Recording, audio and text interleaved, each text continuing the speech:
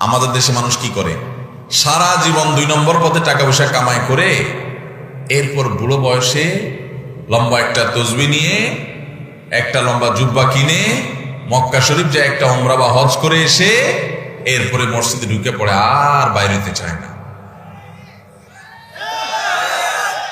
ঠেলেও বাইর করতে পারে না। মুয়াজ্জিন সাহেবরা বলে, চাচা বাড়িতে যাবেন না, মসজিদে দরজা আটকাবো। বলে, বাবা তোমাদের জ্বালা একটু ইবাদত বন্দেগীও করতে পারবো না,